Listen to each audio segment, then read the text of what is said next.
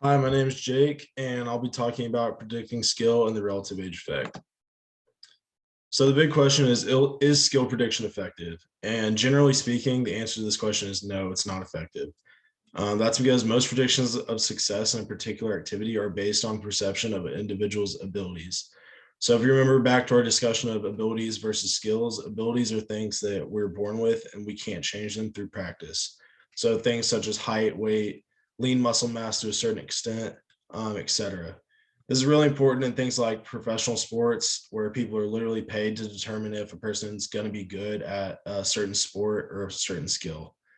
And then incomplete understanding of the fundamental abilities that underlie performance often contributes to the inconsistency of skill prediction. And then there's also very little research on this topic. So that kind of just plays more into the fact that we don't really know if one certain ability or one certain skill is more important than another. It's really just a combination of all of these certain abilities and skills that determine whether a person is going to be successful or not at a certain sport or certain skill. So here's a little quick example. Who would you pick to win a slam dunk contest? Number 4, Spud Webb on the left, who's 5'6", 133 pounds, or number 21, Dominique Wilkins, who's 6'8", 230. If I had to guess, I would probably say Dominique Wilkins because he does have the significant height advantage at 6'8". And if you look, he has a little bit more muscle mass. It looks like he might be a little bit more athletic.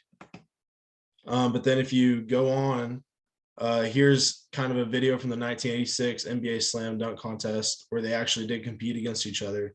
And you can see the outcome here.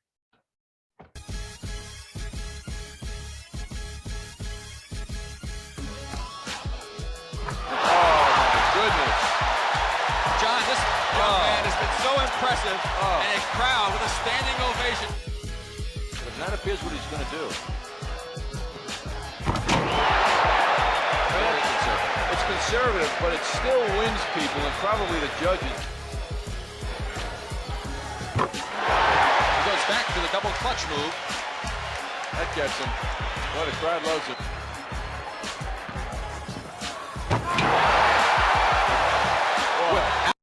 So as you can see, Spud Webb is really good at dunking, and he actually did beat Dominique Wilkins in 1986.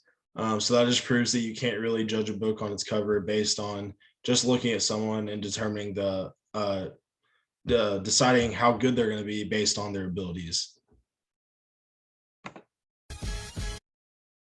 Then moving on to the relative age effect.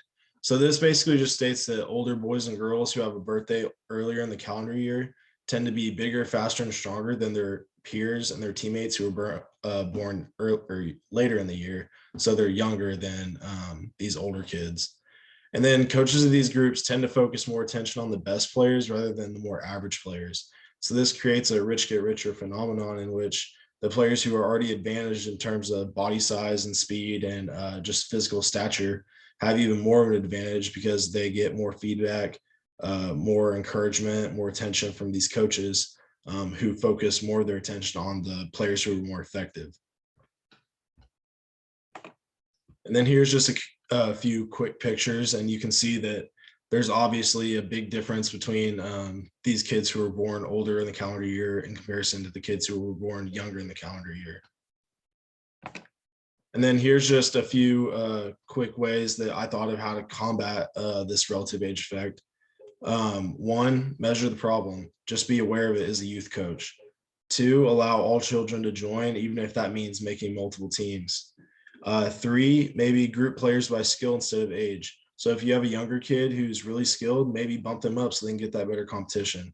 And likewise, if you have a kid who's struggling, maybe bump them down so that they can get the confidence to then be bumped up. And then 4, define success in terms of improvement and self-enjoyment instead of just simply winning games. 5, be flexible in responding to changes in circumstances. And 6, spread the love in terms of feedback, coaching, encouragement, etc. And we've talked about that in class several times. And then that's all. Thank you guys for watching.